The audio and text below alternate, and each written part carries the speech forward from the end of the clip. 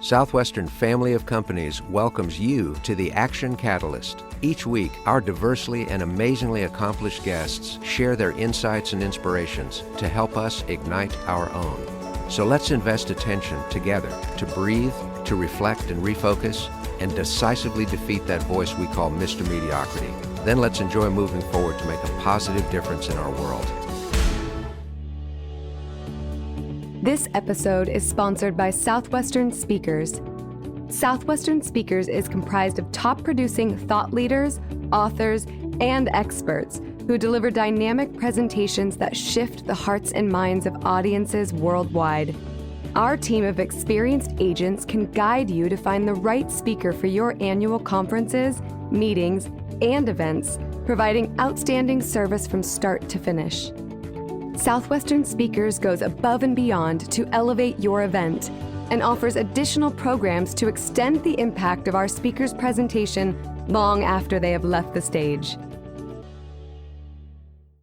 Hello, this is Dustin Hillis, CEO of Southwestern Family of Companies, and this is the Action Catalyst podcast. We have an excellent guest today that I'm very excited to be talking with, Scott Hamilton.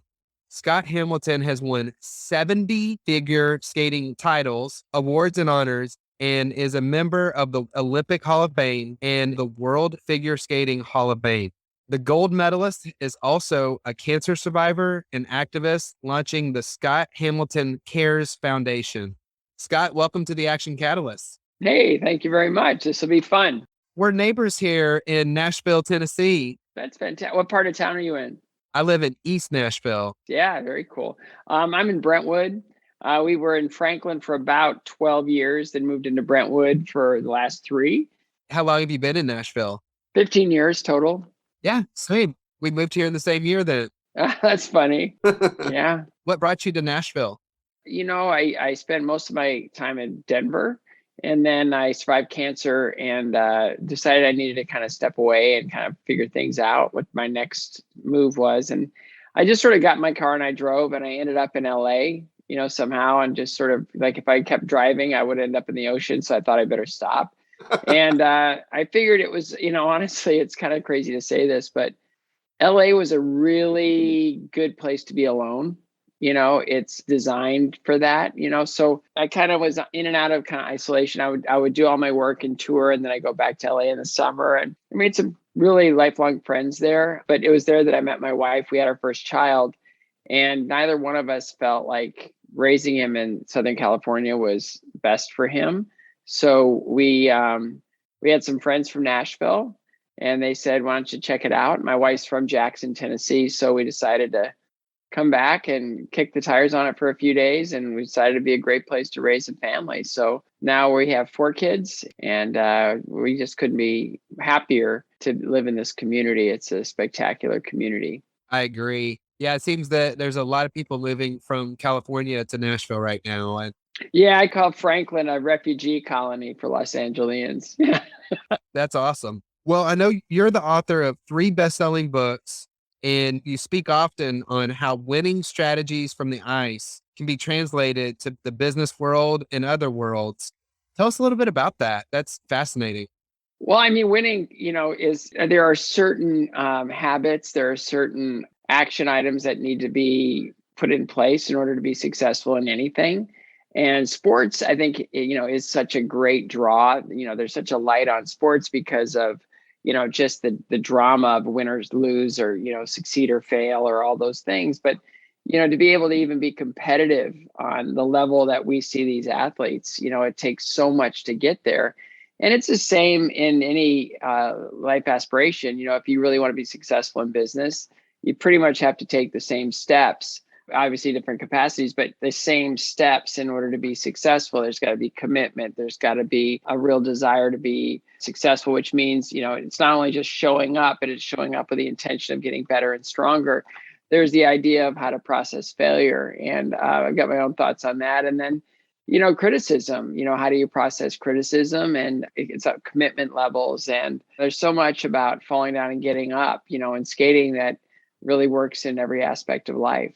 That is amazing. And a lot of the athletes that we work with at Southwestern, you do see that translation of the mental toughness and the dedication, the perseverance, all those things. It really does translate to not just business, but in life in general. Oh yeah, I mean it's not like you wake up and you say this is who I am. It takes a lot of time, and in order to build physical muscles, emotional muscles, intellectual muscles, spiritual muscles, you have to exercise them and flex them, and there's going to be injury. There's going to be in any walk of life, in anything, if an injury, I'd say in business, is either going bankrupt or getting fired. And so those are those types of failures that you need to process. And in writing my last book, Finish First, it's just sort of a guide to winning.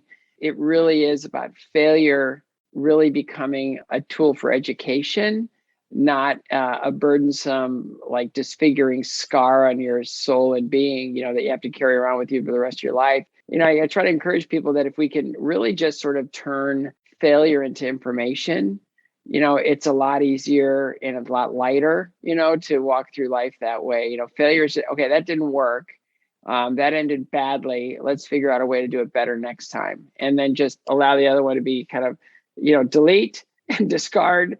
And I learned from that. I can move on from that. And I guess a great example of that was when my youngest son started playing hockey, and he was playing in the house league, and he could skate okay, but he didn't know what he was doing out there, So they got spanked really bad one day. I think it was like 10-1 or something like that. It was really, it's house league, so it's not really high levels of anything. And he got in the car, and he was really little, and he was really upset. He was like, I hated that. That was awful. I just, it was so embarrassing. And I go, okay, let's break it down. Okay, what happened today? And he goes, well, they skated faster than me. And I go, okay, what else? And he goes, and they kept taking the puck away from me. And I go, well, that's kind of the game, It's sort of like, and then he goes, and they were just better. And I go, wow. So what did you learn today? And he goes, well, I learned that I've got to skate faster, and I've got to handle the puck better, and I just got to figure out a way to win. And I go, that's awesome. I go, can I ask you a question? And I go, let's say you won today. And he goes, yeah. And I go, what would you have learned? And he thought about it for a second. He said, nothing. I go, exactly. So these are learning opportunities. These are growing opportunities. I see it everywhere, and I'm guilty as well. My failures, I still carry a lot of them with me, but I don't carry them as scars and humiliations. I carry them as that's a learning opportunity. This was a fork in the road. This was important. I need to remember what that feels like, so that I when I step into the next, I don't fear that, because I've already endured it, and I can step into the next without worrying about that horrible idea of failure. So yeah, I know it seems kind of cliche in so many ways, but it truly is the better way to live. It's like, okay, I'm learning, I'm growing. I'm 63 now, and I'm still learning, and I'm not really growing anymore. In fact, I'm probably shrinking, but I'm growing emotionally, intellectually, and spiritually. And I'm still trying to grow physically, just trying to get strong every day, and trying to figure out a way to be healthier than I was yesterday. But, it's just sort of, that's the mindset. And it's one of the other cliches that I kind of wear my kids out with, and they always kind of roll their eyes. I go, what's the greatest strength? Like, if somebody asked you that question, how would you respond to that? What's the greatest strength? Your attitude. I'd say that's a really great place to start. But I always instill in them, and they always kind of roll their eyes and answer the question the same way, is, to me, a greatest strength is a lack of weakness, right? We have so many things within us that kind of hold us back, that, need work, that prevent us from being successful, that if we can get strong in those weak areas, now, we're more fortified, and we're more able to step into that field or that competitive atmosphere without something that's holding us back, right? Find out where you're weak and get strong. And I guess the best example I can give of this is when I was competing, the voice of figure skating was Dick Button.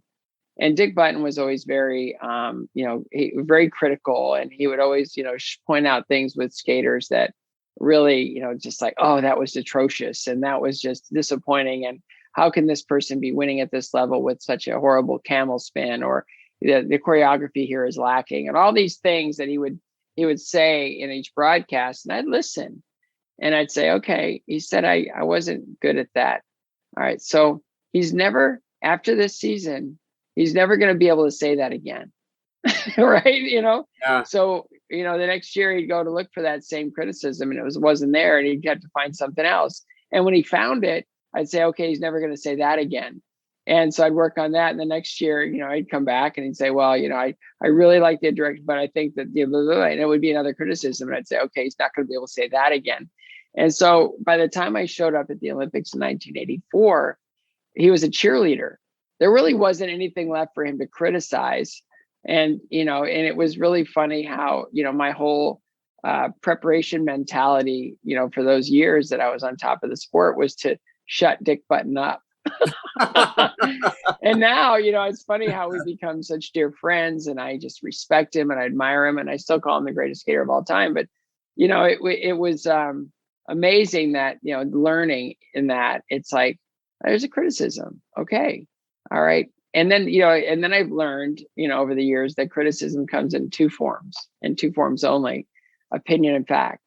So, if you're on social media and people just want to pile on and they want to say terrible things and they want to be, horrible, and you go, okay, well, that's somebody's opinion. And plus they'd never say it to my face. So, but if somebody comes and says, you're really not very good at this, and I think about it and I go, well, that's rooted in fact.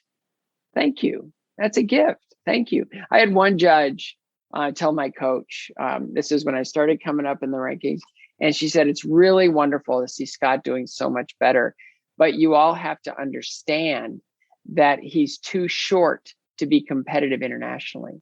And I took a step back from that one, and it's like, okay, I can't really fix that. But then I go, okay, well, is there other people like me that have been successful in the sport? And I went back and I go, the 1960, see, there was no American Olympic champion between 1960 and 1984. And so I thought back and I go, well, David Jenkins won in 1960 and he's my size. So it's obvious that this judge doesn't like short people. So instead of taking that criticism and allowing it to defeat me because I can't really fix my height, I'm not going to put lifts in my skates or have sections of bone put into my legs. It's like, I decided that it was just really much better for me not to have her on my panel because, and so it's that, it's like, you're always going to be up against it. There's always going to be resistance. It's just, how do you deal with it? How do you process it? How do you respond to it? And, in some of those cases, when it is purely based in opinion and there's really nothing you can do about it, you just sort of delete it and move on. And when it's rooted in fact, you look at that as not something that's devastating, or I was just somebody just, put me down. It's like, no, if there is a criticism there and it's rooted in fact, then I really believe it's a gift. I love that, Scott. That is so inspiring. And it's a testimony to where you recently launched Live Your Days. And it's a call to be present and not allow mediocrity and complacency to set in. And this is a big topic that I think is so needed across America and the world, helping people to even identify what is complacency, what is mediocrity, and how do you break free of that? And it seems so inspiring. So why do you think this is important? Well, I mean, that whole platform came out of, it was really wild. I was diagnosed with my third brain tumor. I've had this long history of collecting life-threatening illness. Not a hobby I'd recommend. It came out of my third brain tumor. And so they're giving me my treatment options. And it was like the Charlie Brown comic where it's like, blah, blah, blah, blah, blah. And I'm like, I hear what they're saying, but all I kept in the back of my mind and my spirit, all I heard was get strong. What do you mean get strong? So do you want to do surgery? Get strong. No, and I don't think so yet. All right. So then the medical guy came in. He goes, oh, yeah, there's this new targeted chemotherapy drug that has shown, it's a trial that it might work on your tumor. Do you want to try that? Blah, blah, blah, blah, blah. Get strong. No, I think I'm just going to think about this for a while, and I'm just going to kind of go home and get strong. And I honestly didn't know what that meant. I didn't know if it meant physically, emotionally, intellectually, or spiritually. So I kind of chose, like what I did in high school. I chose E, all the above. What's the worst thing could happen? You have to be right on some level, right? And it was right after that I did an interview with people.com. And they asked me how I do these things. And I just said, with optimism and everything. I said, look, our bodies are really super susceptible to a lot of things, fragile, vulnerable. They're also equally resilient, but ultimately temporary. And so I really just want to live my days joyfully, productively, abundantly, and faithfully, And so I was working with a team to kind of create the next, message, in all my speaking and everything. And they came up with the kind of live your days mentality. And in my heart, and in that voice that's always yakking at me, I just thought it wasn't the right time to present it. And so I just said, let's just tap the brakes on this one and just think about when, because right now it doesn't feel like the right message for me, but I know that it will be someday. Let's just shelve this for now. And so we were in month 2 of the 2 weeks to flatten the curve lockdowns. And I got an email from this company saying, can we talk on the phone this afternoon? I said, absolutely. We connected and she said, now? Yeah, I go, now. People really need now. They need more encouragement now more than ever. And it's really important that we understand our lives and the power we have to live them.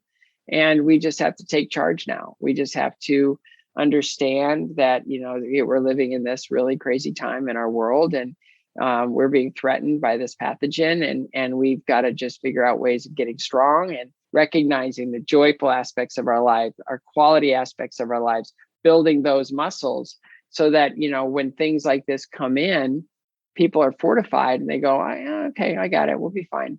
And so we launched Live Your Days, and it was a blast. It kept me really busy during a really quiet time in our nation's history. And I'm really proud of, just the intentionality, that the idea if people go on liveyourdays.com, they can take the 30-day challenge, and they can, they can just build, it says it's like 12 days to build a habit, right? This is 30 days. And it's not like hard work. It's not like we're going to say, okay, today you're going to do a triathlon. It's nothing like that. It's like day 1, spoiler alert, is write 3 things down that you're most grateful for and why. And so it's that first step into gratitude and contentment. And it's that first step into, well, I know I'm under attack right now, but I've got this that, I can really just recognize and hang on to. So it was a fun thing to do during the pandemic. And I'm really hoping that it finds its second generation, its second life in a time in a world that really is it feels like it's always on the brink. That's amazing, Scott. So it seems that the world right now is full of fear and division, and taking steps towards living your days is the antidote to not having fear, not living in this divisive world. Well, yes, I do think that it's understanding who we are as individuals. And I saw a meme, during, kind of the initial throes of the lockdowns and everything. It said, fear is their weapon, truth is ours. And I live in faith. And I understand that, that we're going to go through all times of trials and tribulations and all those things. But we still have the power and personal authority to step into a human transaction of love and kindness and support, respect. And I do think the division, if you really take a step back, it's another form of control, weaponization, that as long as we're on our heels, other people can solidify their positions of authority. And I respect, all people. And, if they come at me with, hard left or hard right, I kind of go, time out. You realize that like 96% of the country is somewhere in the middle. The loudest voices get heard right now, and especially in social media. And when you look at even the 24-hour news cycle, which is, kind of risen to prominence in my lifetime, it really is interesting to see how it really isn't 24-hour news, it's 24-hour opinions. And all of those, we kind of gravitate to the one that really resonates within us. And in that, it kind of gins it up to the point where we can't recognize anyone else. We can't respect any other opinions, that we just have to go hard into this information cycle. And it's really been fascinating for me to kind of like interact with people, all over this community and around the country, that, they get their information from one source. That's where they are. That's, 100% all in on this. And it's like, okay, that's fine. But at the same time, I understand that, the 370 million people in this country, and there's 370 million individuals in this country, all with their own identities, with their own missions, with their own skills, and with their own, limitations, with their own needs, wants, desires, hopes, dreams, whatever. And I look at that and it's like nothing in this world is a one size fits all. So we can get into things that are healthy. We know this works. We know that drinking water is a lot better than drinking alcohol. We know that there's certain things that are just across the board healthy. Love is a lot better than hate. Okay, we can compare that, right? We can compare, and there are those things that we know are somewhat absolute, but at the same time, it's really it's loving people where they are. And I heard someone say years ago, they serve in Haiti. How are you able to serve there? I mean, there's so much need and there's so much devastation there. And there's just, how do you cope with all of that need? And they said, well, it's actually very simple. All you can do is love the person standing directly in front of you. And I was like, yeah, that's perfect. We can do that. That's something that's an action item. We can do that. We can love and accept the person standing directly in front of us. And, we don't need to get into hostility or disagreement or anything else. We can just love them and just hope for the best. That's powerful, Scott. That is so good. Stay tuned. Scott Hamilton will return for more in our next episode 364. If you enjoy this podcast, please make sure to subscribe. To stay updated on everything that the Action Catalyst is up to, make sure to follow us on Facebook and Instagram at Action Catalyst Podcast and Twitter at Catalyst_Action. Thanks for listening.